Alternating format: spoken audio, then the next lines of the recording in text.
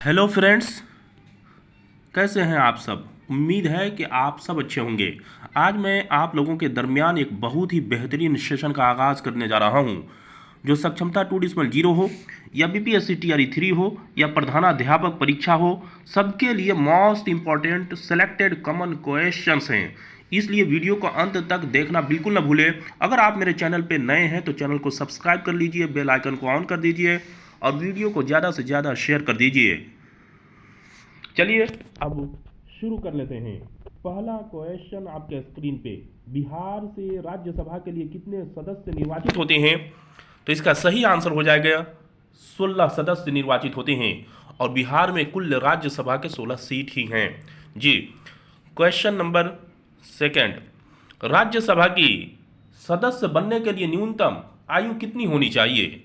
तो राज्यसभा के सदस्य बनने के लिए न्यूनतम आयु 30 वर्ष होनी चाहिए। चलिए नेक्स्ट क्वेश्चन का रुख कर लेते हैं। अगला क्वेश्चन आपके स्क्रीन पे, भारत में शक्तियों का प्रमुख प्रमुख उभरता केंद्र है, तो उभरता हुआ केंद्र कौन सा है? तो प्रधानमंत्री हैं।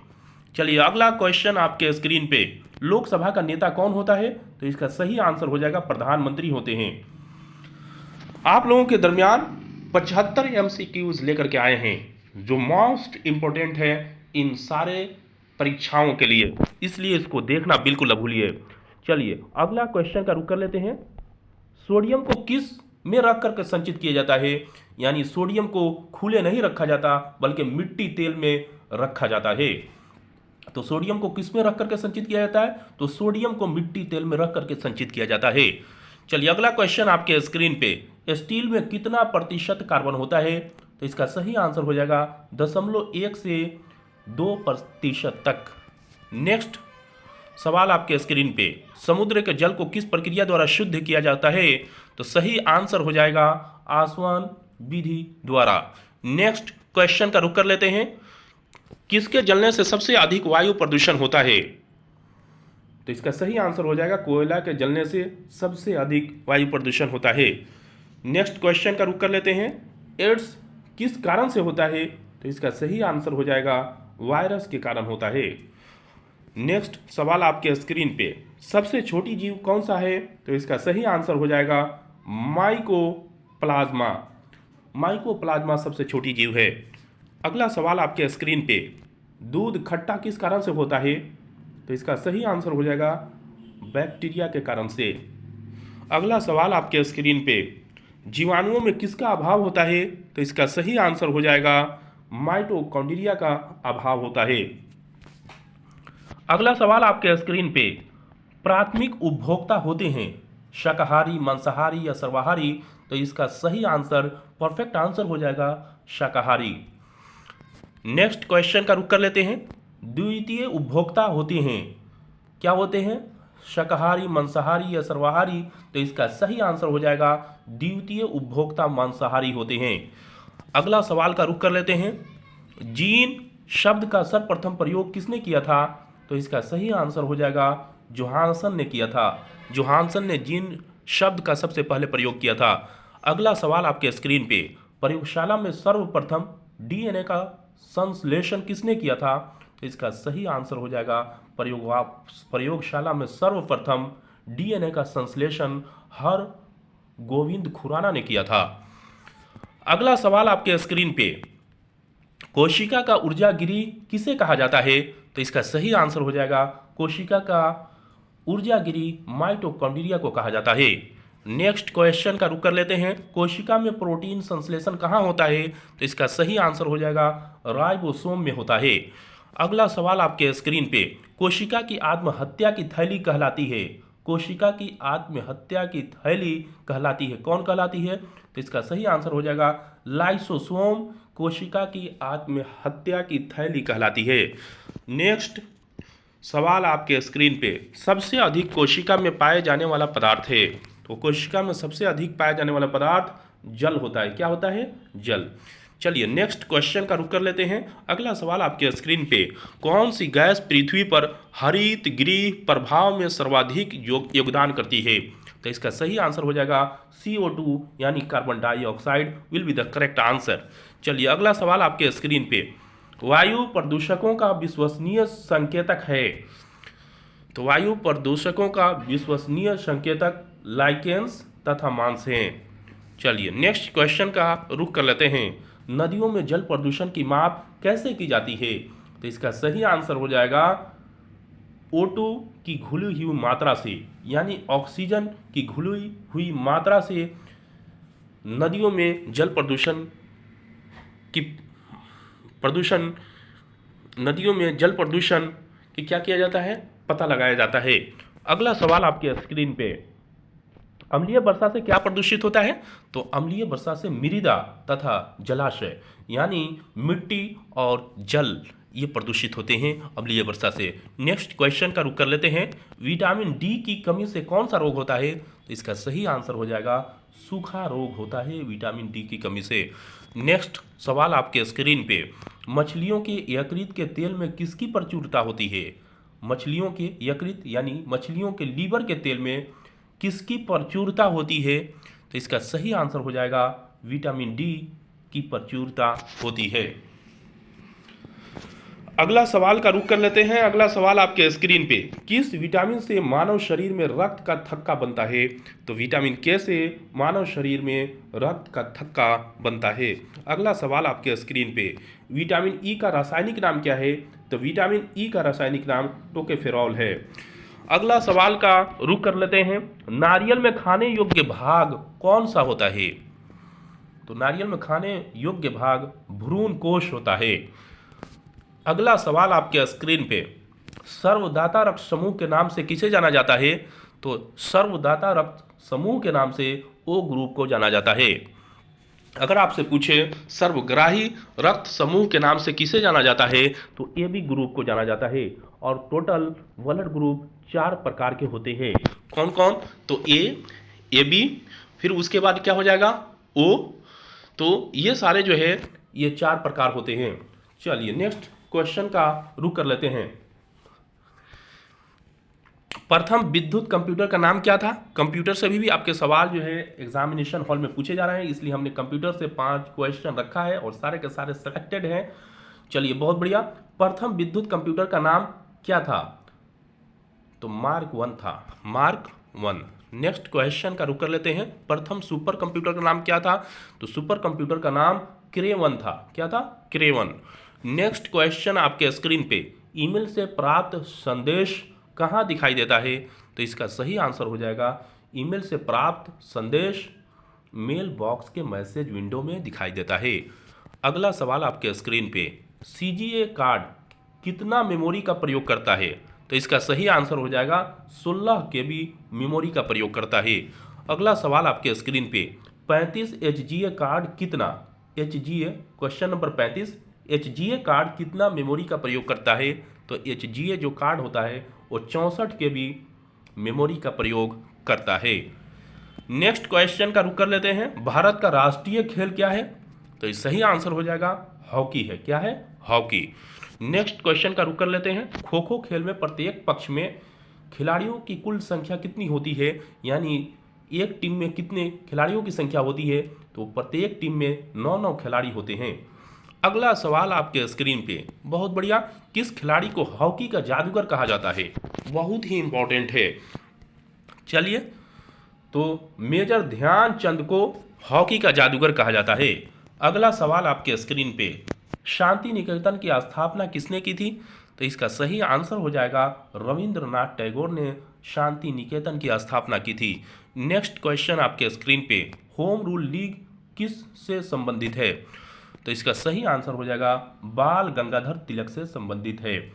नेक्स्ट क्वेश्चन का रुख कर लेते हैं। भारतीय राष्ट्रीय कांग्रेस के संस्थापक कौन थे? तो भारतीय राष्ट्रीय कांग्रेस के संस्थापक A.O. ह्यूम थे।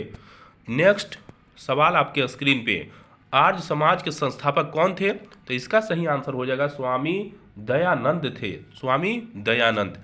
अगला सवाल आपके स्क्रीन पे, असहयोग आंदोलन किसने चलाया था? तो इसका सही आंसर हो जाएगा महात्मा गांधी ने असहयोग आंदोलन चलाया था। ये बहुत ही इंपॉर्टेंट है और ये इंडियन नेशनल मूवमेंट से लिया गया सवाल है जी। ये सारे सवाल पूछे जा रहे हैं आपके एग्जामिनेशन हॉल में जी। भारत के किस महिला को नाइटिंगेल ऑफ इंडिया के नाम से जाना जाता है? इसका सही आंसर हो जाएगा सरोजनी नायडू को नाइटिंगेल ऑफ इंडिया के नाम से जाना जाता है। अगला सवाल आपके स्क्रीन पे, भारत का शेक्सपियर महाकवि को कहा जाता है, किस महाकवि को कहा जाता है? तो भारत का शेक्सपियर कालिदास महाकवि को कहा जाता है। ये बहुत बड़े महाकवि थे। और चलिए अगला क्वेश्चन आपके स्क्रीन पे, पंजाब केसरी के उपनाम से कौन विख्यात है या किसे जाना जाता है या कौन मशहूर है? तो पंजाब केसरी के उपनाम से लाला लाजपत राय विख्यात हैं। चलिए अगला क्वेश्चन आपके स्क्रीन पे,